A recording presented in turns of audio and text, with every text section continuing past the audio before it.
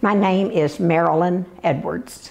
I was born in Hartman, Arkansas. My birthday is August the 24th of 1938. My mother she worked at the processing plant in Clarksville, and my father was a coal miner. My father was killed in an automobile wreck when he was 47 years old, and my mother was left to raise a 12-year-old son by herself. Where did you attend school and where did you grow up? I grew up at Hartman, Arkansas, and I went to school at Hartman, Arkansas. When we started to school at Hartman, you started in the back door for the first grade, and you graduated in the front door for your graduation. Tell the story about how you ended up living in Washington County, coming from Hartman to Washington County. Well, my husband, the way we wound up moving to Washington County was the greatest thing that ever happened to us. My husband was in the Air Force, and we went to California to live and we were there about 10 years. And we decided that we had children in the 5th grade and in the 3rd grade, and we decided it was time to come back to Arkansas and raise our family. So we started looking for a job. He was trained with the Bank of America after he got out of the military. And he was notified by Charlie Orr, which was a president at one of the banks in Little Rock. We were trying to find something in Little Rock. Luckily, unbeknown to why, we got a call from Ellis Bergen and Hayden McElroy, and they wanted George to send pictures of the family and send a little bit of the resume. They hired George over the telephone. And I know it's from my good-looking picture. So tell me, what was it like when you came here, and what did you do next? That was really a shock. When we first came here, we drove up here, coming on South College, coming in that way. That part of town was pretty isolated, and it was a little bit rough at the time. And I thought to myself, and I said to my husband, what are we getting ourselves into? Whenever we got here, we come on uptown, and I saw that there was a tremendous change by doing that. He started looking, he went to work on a Monday morning, and I was over at the old downtown motor lodge right across the street from the courthouse. That's where I was staying. I started looking for a place to live. There was no rentals in this town. Everything was pretty much full at the time because of the college students. I found a house over on Elm Street, and we found that house the day that my furniture was being brought in from California. So it started out in a mad rush. When we first got in here, Ellis Bergen was having the Bankers of Arkansas were having their annual get-together. He told us we needed to go with him to that deal. I didn't even have my clothes unpacked. I had to come up with something to wear, and we hit the ground running, and we slowed down now, but at that time, that was quite an exciting time. Well, tell the story about how you ended up from moving here to becoming a county official. What did you do before then, and how did you get to that point? When I first came here, I worked for the University of Arkansas in data processing. I worked for Don Mitchell, and I went to work. Then finally I moved down and I went to work for McElroy Bank, but it was not classified as McElroy Bank. It was Ozark Data Processing. And because when I first moved in here for the company I worked for in California, I had all kinds of computer experience. And I ran a key punch operator, which is a thing of the past now. People don't even know what a key punch operator with a card system. I went to work for Ozark Data Processing for Verd Parker. And I trained almost every key punch operator in Northwest Arkansas. We had a class at night, and I trained key punch operators. But now Verd Parker was the supervisor over that department for the bank. One night, I was at the Elks Lodge with my husband, and Bill Johnson was sitting there with his wife, Cleo. I told him that I was really looking to go to work in the courthouse, and he said, come in and see me in the morning, and we'll look at your application. The next day, I came into the courthouse. Bill Johnson looked at my application. Judge Val Lester was the county judge at the time, and he hired me right on the spot. So I guess you would say that partly of my experience of getting hired was at the Elks Lodge because I went to work then for Val Lester and Bill Johnson. We did everything at that time. There was one other lady in the office with me. Her name was Peggy Mollish. Our desk was out on the porch out in the old courthouse. They had enclosed it. We did everything that takes probably 50 people to do now, but we've grown so much, that's what happens. We did warrants, we did payroll, we did purchase orders, we did inventory, we did it all. And Bill Johnson was my boss. One day I told Mrs. Roberts, I said, you know, if you ever have a vacancy in your office, I would like to do it. At that time I told her, I would like to run for county clerk when you leave. And she looked me in the eye and she said, I don't know why you want to do that because it's damned if you do and damned if you don't. And I said, I still want to try it. So when Emma McKee left to retire, Ruth brought me in to the old courthouse with her as in the county clerk's office, and I handled voter registration. I was doing voter registration when the courthouse was being remodeled. This vault behind where we're sitting now, that's where they tore out the walls and they built that vault back there at the time. Someone made the point when we were doing it that it was a lean-to, so I've always laughed about the lean-to on the back of the courthouse. But I worked in the other office next door, and I was working they hung a plastic sheet over this door to stop all that sawdust from coming in here. And I worked in there in that, you know, they worry about getting lung infection. It's a wonder I didn't do that, but that's where I worked. And then when Ruth left office, she endorsed me and I ran for county clerk, and that was in 1976. That was my first endeavor in politics. So what was it like when talk about when you first got in office and what you did?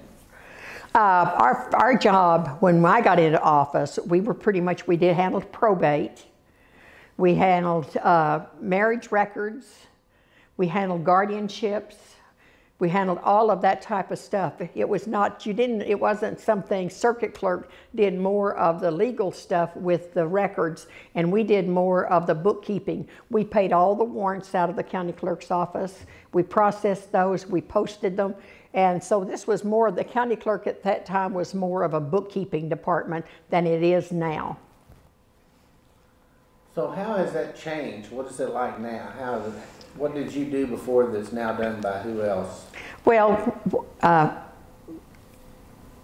what they do now is kind of hard for me to go back and think about it because they passed some laws and they took what they call the county clerk, or not the county clerk, but the judges, all became circuit judges. And so they took over all of the documentation of that type of stuff.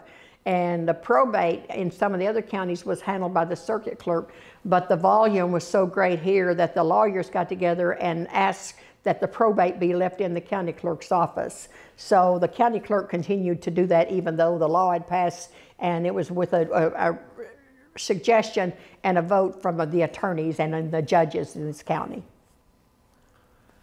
Talk about some of the people, or talk about the previous clerk, Ruth. Tell me what she was like and who some of the deputies were back in the day. Ruth Roberts was an absolutely outstanding individual.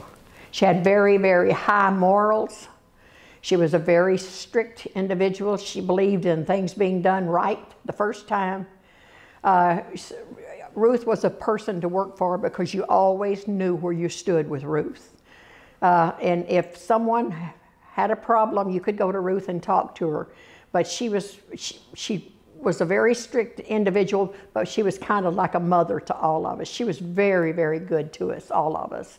And she was a good county clerk. Who were some of the other officials that were here when you started in the early days that you can remember, and tell me about? Well, now some of the officials that were working in the county clerk's office was Emma McKee, Joanne Perry, Karen Combs, Liz Combs, And that may be all of us. That may be all we had in the county clerk's office at that time, and myself. I'm sure I'm forgetting someone, but that's... You're doing great. Tell me about some of the changes that you saw during the time you were in. You talked about the bookkeeping, but what were some of the ways things changed from the time you started till the time you decided? The biggest change I think I saw from 1976 to now is the voter registration. The voter registration was very, very cumbersome. It was something that if you wanted to, and this could be a very lengthy story, because if you wanted someone to be able to register people to vote, they had to be deputized. The clerk, myself when I was county clerk, or when Ruth was clerk, had to swear those people in so they could go out and register people to vote. They would set up locations, maybe at the university was always the main location, or they would set up something that for the people to go and register. But when you registered to vote, you registered with 4 cards. There was always, there was 3 of those cards went into books, and one of the card was for the individual that was registering, so that person could take it with them to show that they were a registered voter. But now one of those books was for the school election, and one of them was for the primary, and the other one was for the general election. So every time you did something with one card, you had to do it 4 times to make sure they all got in those proper books. I have seen envelope boxes or letter boxes lined up 6 and 8 deep that you had to work into those books, and you had a deadline. You had to make sure that you got it right. Now, you know, you can register anywhere, you know. The revenue office, people can just say they want to go register people to vote. They'd come in and pick up the information they needed.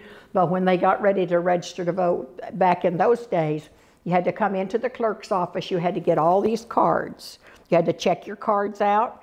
Then you had to take them and go to the people and that wanted to register. And then it was up to that individual that was doing the registration to get those cards back to the clerk's office to be processed. It was a very, very lengthy detail, very time consuming. And then all of those computer lists had to be printed out, which was antiquated, took forever to get them printed. And those had to be done, and then you had a sheet that you had to be able to send. But when you went to vote during those days before they could print the sheet, they had that blue book, or yellow book, or white book, whichever one happened election it'd be, and they would have to go in and they would have to sign their name to one of the cards to show that they had actually voted that day. Now, if that person happened to walk in and he got carried away and he's talking to his neighbor like I might have done, then you would sign your name or you'd forget to sign your name. And then the next time those books got ready to be purged, now those had to be purged every year. And once you went in and saw those, and every 3 years, I think it was 3 years, then you had to go out and pull all the people that had not voted. You had to pull it out of 3 books. Everything had to be done in triplicate because of the and then if that person didn't sign his card, he was classified as not voted, even though he did vote. And then next election, he's madder than old Billy Horns because he knew he signed the card and his card's been pulled for non-voting. It was a very, very, very rigid system. I will need to say this is very, very nice to have it the way it is now when it's all automated. I know people don't think it's right. I know people are always concerned that maybe something's going on in elections, but most of the people that I've been familiar with and I've worked with, every one of them are as honest as the day is long, and they're there for the good of the county or the school or whoever they're doing registration for. And for people to think maybe something is going wrong, it's not going wrong. There's just such a volume of it. The people are trying to do the best they can. And my goodness, they pay them a pittance, but they don't get paid any money to sit there for 12 hours and be chewed on all day. Those people deserve a star, I will tell you that much. Talk about some of the elections you recall, maybe that stand out over the years. Well, one election that always comes to mind is the, excuse me, the state rep race against Bob Fairchild and Rick Osborne. And when everyone went to bed that night, They thought Rick Osborne had won. When the votes come in and they were counted, Bob Fairchild won the election for state rep, and he won it by 1 vote. So anyone that wants to sit around and say, my vote don't count, don't ever let anyone tell you that, because your vote counts more than you will ever know. That 1 vote can make a tremendous difference in the election. There's so many elections. As far as something that really stands out, you know, I can't expound on those because there were so many of them. Talk about your chief deputy who became your successor, and then how she did when she went into office. Karen was, she was my chief deputy, but Karen was also what I classified as the probate clerk. She took care, Karen knew as much about law as most of the attorneys, because whenever they would come in to file something and they had to file it in order and they had certain papers they had to file, and if they didn't do this or that, then they would be, could cause problems in the courts. Karen handled that, and then she always trained someone. Shirley Brown always helped her with that. They did an excellent job. And Karen, like I say, whenever I could walk away from the office and the staff I had, I never had to worry about the jobs not being done properly. There was very few times that I was ever gone any length of time. I'd take a summer vacation of 1 week, but it was very difficult. Tell some stories you remember dealing with the public. I mean, who were some of the public you dealt with? I know you had the elections, but who were some of the people that would come by that stand out? Well, you know, marriage license was always quite an ordeal, because we would have young people come in here to get a marriage license. And when I say come in here, this is where I sold marriage license, right here in this office. And they would come in to get a marriage license, but the girl might only be 15 years old. And the boy might only be 16. Well, in the state of Arkansas, you can't get married at that age, and without parents' consent and an order from the judge to get married, and that was only if they were pregnant. So those are things in the marriage license that you have to be extremely cautious of. You had to make sure you always check the identification. It was amazing to me how many parents would bring their children over to Arkansas from Oklahoma to buy a marriage license because they didn't think they had the age limit on there. And they would want to sign their 15-year-old daughter to get married. That always kind of blew me away. But you know, when you're dealing with the public, you can expect just about anything. I will tell you one other thing. In marriage license, I looked up one day and there stood Hillary Rodham at that time. And there stood Bill Clinton. They were applying for a marriage license. At that time, I did not know who Hillary Rodham was, or I didn't know who Bill Clinton was, because they were young people at the university. They were quite yuppies. They had the long skirts, and you know, he had the long hair. And when the day I wrote their marriage license, I didn't know it was going to be history. He was going to be the president of our United States. So that's a fun thing to remember, because they've got marriage license on the walls in our office in here. So that's a fun thing. How well did you get to know Bill and Hillary after that? Oh, I got to know them because I was so involved in politics, and Bill and Hillary was always, so much not Hillary, but Bill. And Bill was the kind of person that could walk into a room and he could meet you today. He could see you 4 years later and he could still call you by name. He had a tremendous memory. And those were the things that, you know, I just always, and I don't care who you are, if you're at the fairground to a chicken dinner or you're at a catfish dinner and somebody of that caliber walks in and they call you by your first name, we all like to be recognized by our first name. It's just the way we are. We want to be recognized. And he was phenomenal at that. You know, as far as social circle, I didn't run in the social circle with Bill and Hillary, but you know, and people ask me about it, and I say I wrote their marriage license. Well, that's not saying much, and you know what I tell them? They're still married, aren't they? So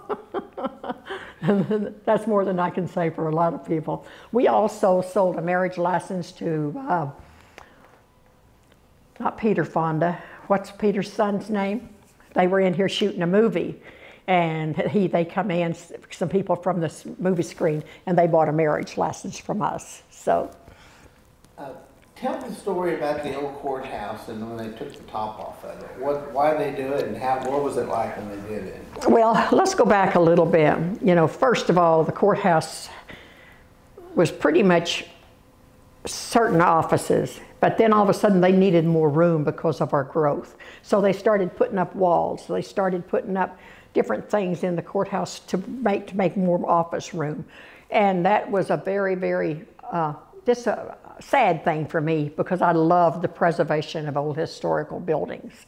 And, but the day they had to take the, I don't know if you want to call it the clock tower off of the old courthouse, because the pigeons had roosted in there and it was so full of mess that they had to clean it up. They had to get that off of there because it was dangerous.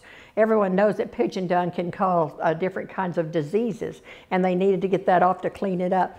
The day that they brought it back in, they had to close the Highway 71 and direct the traffic around the back way so the cars could get through. And they did that on a Saturday, and they had the big helicopters, and I'm sure you can get some pictures of that. And they dropped that helicopter, dropped that tower right down on top of the courthouse. And I just kept waiting for it to come through the roof, but it didn't. They did a great job. That was an exciting time, and I was so delighted to see them put that tower back up. And then we started later, I can't remember exact years, but I got involved with Judge Mary Ann Gunn, and we restored all of the old historical circuit courtroom upstairs. It is a picture now, it's beautiful. And we had that all restored back to the original state. We took all of this paneling off, that stuff that they'd put up, and restored the wood back. Some of the wood in that circuit courtroom that had to be redone was wood that come out of Louisiana, and it come out of the swamps, because that was the same kind of wood that had been used up there, and that's the only place we could get it. And they used the wood from the Louisiana swamps when they redid that. I've been here a long time. Talk about when you left the clerk's office and became a state rep and what that was like. Well, I was having a hard time deciding if I wanted to leave the clerk's office. But my chief deputy wanted to run so that she could get her retirement in. So I decided to go ahead and retire from county clerk. And I'm sitting in my office one day, and I was at the new courthouse at this time when I moved up there. John Burrow, which was a dear friend of mine, come in, and he looked at me and he said, "What are you going to do?" And I said, "I don't know." And he said, "You can't stop doing anything. You've got too much to offer to the county." He said, "Why don't you run for state rep?" I said, "Are you kidding me? I can't get elected state rep." Well, luckily, they had created a brand new district. I ran for that and got elected. I was the only candidate in Washington County to win every precinct in Washington County. And so that was an easy one. That was for clerk, but that was an easy one because I'm trying to remember if anyone ran against me for state rep. I can't remember, but I won that race. But when I ran for county clerk in 1976, I won every precinct in the county. I got a report back that night that I had lost Summers. I knew at the time that I had not lost Summers because they were very, very close to me and they were good people. They went back and checked the tallies, and when they checked the tallies, they found out that they had transposed the figures, and I had won Summers, so I won every precinct in Washington County. Tell me about this. This is the picture that I used in 1976 when I ran for county clerk. I took office in 1977. You can see there's a little bit of a change there, but these were signs that we had. I didn't know how to campaign. I didn't know how to do any of that. That was all new to me. And I took this and I ran that. I had posters, I had pictures. At that time, you didn't have much TV. Pretty much everything was legwork. You had to get out and do it. I went to more pie suppers and more chicken dinners than you can ever imagine. People said they were so tired looking at me, they was willing to vote for me just to get rid of me. But I won that race, and the career from there has been awesome. It's been wonderful. And then talk about your decision to go from state rep. Why did you decide to go from state rep and run for county judge? Well, that's kind of another story. I decided to run for state rep, and I was term limited, so I could probably got elected again, but my term had expired. I was in the back of the chamber at the House of Representatives at the Capitol, and I told Bill Stovall, which is Speaker of the House, I said, I don't know what I'm going to do with my time because I'm going to get bored. And he looked at me and he laughed and he said, why don't you go back and run for county judge? I said, you have got to be kidding. There's no woman county judge. He said, do it. I came back and I filed for county judge and I won county judge's. I am the only woman in Washington County to ever be elected county judge. I don't know, there may be a couple of women serving as county judge now. I think a couple of them have been appointed in their husbands' places where they've had a death. And at one time they tell me, many years ago, there was some lady in southern Arkansas. But as for all the records that I find, I'm the only female county judge ever elected in Washington County. So what was that like? It was a big switch, obviously. Talk about your early days as county judge. What was it like and how did you do? Well, my first week in office as county judge, I was sued. I was sued because they were building the parking deck on the courthouse, the new courthouse. And they went ahead and they let it go to contract bidding in place of bidding it out. They let a contractor come in, and that's where, and I'm not getting the wording right on this. This is where someone else comes in, manages it for you and builds it for you. And they sued me because the previous county judge had allowed that to happen. And so we had to go back. We had to stop everything we were doing. We were already within the project pretty good. We had to stop everything we're doing. We had to take it back for bids, and we had to bid it out and start it all over. That probably cost the taxpayers a great sum of money because it had already been done once. But that's one of the things. So I found out real quick that a county judge can get sued real easy. What kind of advice did you get from your county attorney? I guess was George Butler then? Was George Butler my county attorney at the time? Yes, I think George Butler was my county attorney, and George was always excellent. George is the kind that never gets too shook up.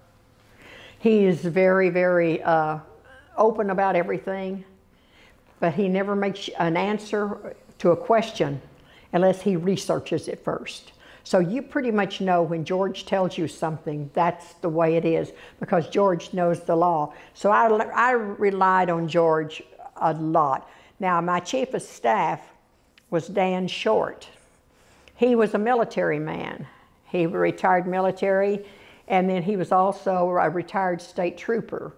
And he didn't put up with a lot of mumbo jumbo. He pretty much watched everything that was going on. Now, Dan was pretty direct, and sometimes he offended people. So I always tell Dan, okay, I'm going to have to teach you politics, because you got to know politics to be able to do these things. But Dan was a very, very good administrative assistant to me. What about the help you got from Karen Beeks? I know she goes way back. Talk about it. Karen Beeks had been with 3 previous county judges and then me. And without Karen Beeks, I could have never been county judge, because she knows the history of Washington County better than anyone I know. She remembers ordinances, and that's, you know, when the Quorum Court took over in 1977, that's the same year I came in as clerk, everything was being changed, and Karen, I think, maybe started, she was working for the county judge at the time. But Karen would remember ordinances, she would remember resolutions, she knew the law, she could get things done. Karen was my right hand and my left hand. And I still communicate with Karen. Karen is still available for any time I need, sometimes just to go to lunch or just someone to talk to. She was my partner in crime, so let's put it that way. Whenever you were judge, you had a pretty large majority of Republican JPs and a lot of opposition, some even from within your own party. What was it like trying to run the quorum court meetings? It was very difficult because if you can get a group, and you know, we went from 13 JPs to 15, and anyone knows the larger the committee is, the harder it is to get anything done. And I don't want to expound upon the things they did or they didn't do because it makes it sound like I'm whining, and I'm not whining. But you know, if you've got people working with you, then you can do good for the county. If you don't have people working with you, you can't do the job that you were elected to do. So I could have probably run again and been elected county judge, but I was there 8 years. I felt like that I knew that my time, it was getting more difficult all the time, and I decided that I would be better off just to walk away from it and let someone else handle it because maybe they could get more accomplished. I did a lot while I was county judge. We built bridges. We built several bridges. That was one of the tender spots and sore spots of some people trying to cause trouble about the bridges. And that cost the county a tremendous amount of money. We had to go out and stop building a bridge and completely tear it down and start over because someone thought it was not being done right. It was nothing wrong with that bridge. But it's very difficult when your own party won't support you, let alone when more than half of the quorum court is of the opposite party. So it was tough. The first 6 years was a fairly good deal. I got a lot done, but the last 2 years seemed to be more contentious, and that's no way to run a county. Talk about some of your other officials that you knew over the years. There's so many: Betty Stamps, Alma Kohlmeyer, you know, some of the others in the different offices. Who can you think? Well, when I first started, this office, no, the office down below this one was the treasurer's office, and Mr. Hugh Sherry was the treasurer at the time. And Mr. Sherry, you know, I thought Mr. Sherry was old at that time, but you know, probably he wasn't any older than me now. But he had a couple of older ladies that worked for him.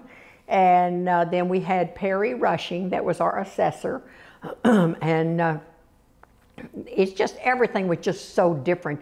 There was not that much, people seemed to work better together. There wasn't as much contention as there is now. Joanne Perry, when Mr. Sherry left, Joanne Perry took over Mr. Sherry's position as the treasurer. Joanne did an excellent job. Joanne had a mind for math. She was very, very good with math, and she knew all the school people, which she had to work with them a lot. So she did good. And then you got Miss Sue Phillips, which was our county assessor. I don't know how many years. I don't know how many years Sue had as the assessor, but she had been doing it a long, long time and did a good job. Let's see, and then when I came in, Alma Kohlmeyer was the circuit clerk. Then when Alma stepped down, Kathleen Harness took over. And then when she left, Betty Stamps took over. So in the meantime, while I was doing my thing, they had about 3 circuit clerks. But the offices were just different then. People were just, it seemed like they were closer. They was more, you know, we used to, when we were here at this building and there was all of our older officials, we used to once or twice a year, everybody'd bring a pot for a potluck. We'd have a huge potluck on one of the floors, and everybody would participate. And that's what makes government fun and what makes it good. People working together for the good of the county and the state. What challenges did the new judge face when you came in? I mean, challenges were you leaving? Well, my main challenge was trying to get the quorum court to get along and do what was right for the county. And it seemed like that the biggest challenge is they would not work together. if the one party wanted it this way, now the other party was not going to vote for it. I mean, that's just the way it is, you know. And I know one of the big challenges the judges got now is with not with the sheriff, but with trying to decide, are they going to build another pod on the jail? I mean, you're talking $38–39 million. I don't know how the people feel about that. I don't know how they feel about coming up with that kind of money, you know. And that's kind of like the movie, build it and they'll come. Well, that's kind of like the jails. But he's got a responsibility on him. That's a tremendous responsibility, and he has to take care of the prisoners, because our cities no longer house prisoners, or they're getting so that they are doing less and less. So, and we've got a lot of things in the county, as a county judge has to look at. You know, you've got environmental affairs. Environmental affairs is one of the biggest things we need right now to be aware of, because with our nation and our economy and our young people, look at the problem that the Benton County people have had over that smoke dump. If we don't take care of things like that before they happen, they're going to get out of control. And there's nothing, absolutely nothing more valuable than our water in Northwest Arkansas. So how important is having good, clean water in the pipes to Washington County? That's what, as I say, that is the most important thing we've got, is our water. When I was serving in the House, some people in southern Arkansas wanted to try to use part of our water for an emergency. Well, what you think is an emergency and what I think is an emergency might be two things. So before you do anything else, you protect our water system. Because you think that this area up here would be as growing and everything as it is now if we didn't have good water. Without good water, we got nothing. I mean, I know we've got Fortune 500 people in this country, right up here around us, and they're very important, but good, clean air and water is one of the most important things we've got. If you had to tell somebody about Washington County, and maybe they didn't know anything about it, maybe someone you met, and they said, Marilyn, tell me about Washington County, what would you tell them? Washington County is the next thing to heaven. We've got everything that most people would love to have. We've got our lakes. We've now got a nice airport. We've got all the stuff. We've got wonderful schools. Our schools are, you know, wonderful. You know, and the first thing that people start looking for when they come here is they start looking at the houses that's in the school districts that they feel like that's where they want their child to go. And we have good school systems here. We have wonderful camaraderie between all of the institutions. You know, I can't even think of some of them, the Heart Association and Kiss a Pig and all these kind of people. They're doing everything they can to raise the money to try to improve, and they don't do that everywhere, and that's what Washington County does. How would you complete this sentence? My favorite thing about Washington County is? The people. My favorite thing about this county is the people and the time that you can give to your family. What else can you say that I haven't thought to ask you? But there's just so many things that have changed. Whenever we bought the new courthouse, I didn't know if it was a good buy or not. It wasn't meant for a courthouse, but when we think about the money we got it for, I guess in the long run, it was a good purchase. You know, we've got building the jail. You know, all I'm doing is just putting my 2 cents in. But if there's some way that the people of the county can work together to try to work something out, but if they can't, they're going to have to get together and they're going to have to do something, because if without someone taking, we have lawsuits on our hands, and lawsuits are never cheap. We have good schools, we have good attorneys, we have good people, and our churches, we've got beautiful, wonderful churches. So I can't think of any place else I'd rather be than Northwest Arkansas, Washington County. Do you have any stories or memories you can tell, for example, about Judge Butt? He was quite a gentleman in his own right. If you wanted to know something legally, you could go to Judge Butt, but you may make sure that when he's available, that you've got the time to listen.